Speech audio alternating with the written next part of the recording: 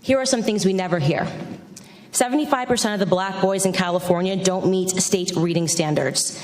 In inner cities like Baltimore, within 5 high schools and 1 middle school, not a single student was found to be proficient in math or reading in 2016. The single motherhood rate in the black community, which was at 23% in the 1960s when my grandfather was coming up, is at a staggering 74% today. I am guessing there will be no committee hearings about that. There are more black babies aborted than born alive in cities like New York, and you have Democrat Governor Andrew Cuomo lighting up buildings to celebrate late-term abortions. I could go on and on. Candace Owens was invited as a witness, and her testimony shook the entire Congress. Time has expired. Ms. Owens. That was unfair. It was not unfair. You had plenty of extra time. Ms. No, Owens. I did not. Ms. Owens. Mr. Chairman, There we go. Mr. Chairman, Ranking Member Mr. Collins, thank you for having me here today.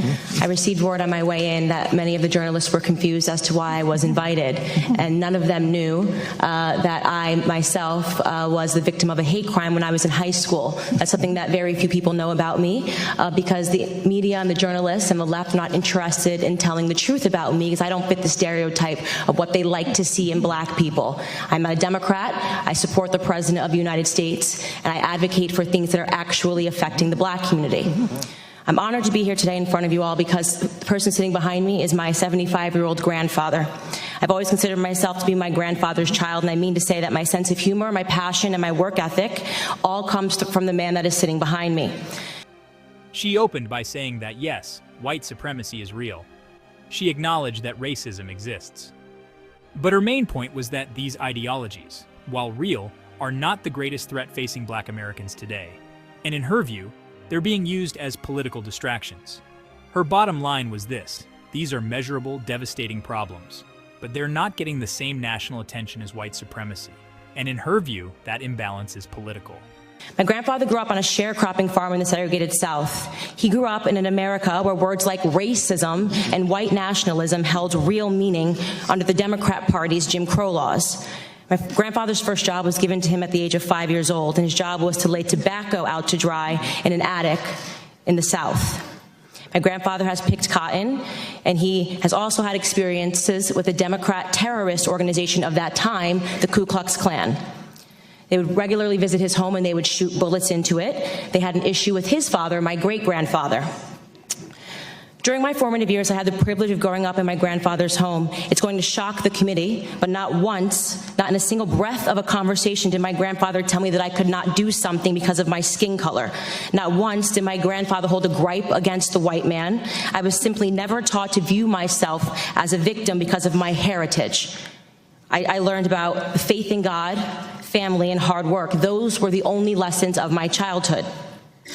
There isn't a single adult today that in good conscience would make the argument that America is a more racist or a more white nationalist society than it was when my grandfather was growing up. And yet we're hearing these terms sent around today because what they want to say is that brown people need to be scared, which seems to be the narrative that we hear every 4 years right ahead of a presidential election. Here are some things we never hear. 75% of the black boys in California don't meet state reading standards. In inner cities like Baltimore, within 5 high schools and 1 middle school, not a single student was found to be proficient in math or reading in 2016.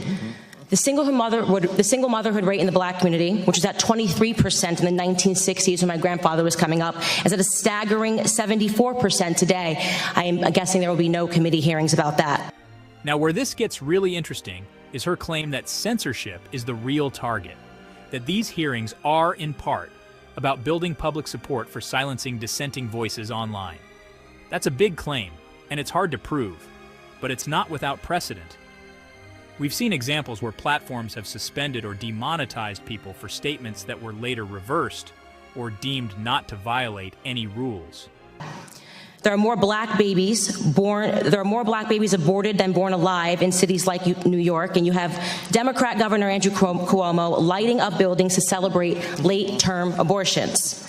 I could go on and on. My point is that white nationalism did not do any of those things that I just brought up. Democrat policies did. Let me be clear. The hearing today is not about white nationalism or hate crimes. It's about fear-mongering, power, and control. It's a preview of a Democrat 2020 election strategy, same as the Democrat 2016 election strategy. They blame Facebook, they blame Google, they blame Twitter. Really, they blame the birth of social media, which has disrupted their monopoly on minds. They called this hearing because they believe that if it wasn't for social media, voices like mine would never exist, that my movement Blexit, which is inspiring Black Americans to leave the Democrat Party, would have never come about. And they certainly believe that Donald Trump would not be in office today. Looking on the next thing to focus on now that the Russian collusion hoax has fallen apart. What they won't tell you about the statistics and the rise of white nationalism is that they've simply changed the data set points by widening the definition of hate crimes and upping the number of reporting agencies that are able to report on them. What I mean to say is that they are manipulating statistics. The goal here is to scare Blacks, Hispanics, gays, and Muslims into helping them censor dissenting opinions, ultimately into helping them regain control of our country's narrative, which they feel that they lost. They feel that President Donald Trump should not have beat Hillary. If they actually were concerned about white nationalism, they would be holding hearings on Antifa, a far-left, violent, white gang who determined one day in Philadelphia in August that I, a Black woman, was not fit to sit in a restaurant. They chased me out. They yelled race traitor to a group of Black and Hispanic police officers who formed a line to protect me from their ongoing assaults. They threw water at me. They threw eggs at me. And the leftist media remained silent on it. She's absolutely right to point out that fatherlessness, education, and abortion are massive issues. These are deeply rooted challenges, and they deserve more attention than they get. That's a fair critique, and it's one that crosses political lines. If they were serious about the rise of hate crimes, they may perhaps be examining themselves and the hate that they have drummed up in this country. Bottom line is that white supremacy, racism, white nationalism, words that once held real meaning, have now become nothing more than election strategies. Every 4 years, the Black community is offered handouts and fear. Handouts and fear. Reparations and white nationalism. This is the Democrat preview. Of course, society is not perfectible. We've heard testimony of that today. There are pockets of evil that exist, and those things are horrible, and they should be condemned. But I believe the legacy and the ancestry of Black Americans is being insulted every single day. I will not pretend to be a victim in this country, and I know that that makes many people on the left uncomfortable. I want to talk about real issues in Black America. I want to talk about real issues in this country and real concerns. The biggest scandal, this is my last sentence, in American politics is that Democrats have been conning minorities into the belief that we are perpetual victims, all but ensuring our failure. Racial division and class warfare are central to the Democrat Party platform. They need Blacks to hate whites, the rich to hate the poor, and soon enough it'll be the tall. This isn't black and white. It's not about picking a side. It's about realizing that we can talk about more than one thread at a time. It's not either or. What I appreciate about Candace Owens' testimony is that she forced an uncomfortable conversation. She brought up data and issues that don't always fit the mainstream narrative, and whether or not you agree with her conclusions, those conversations are valuable.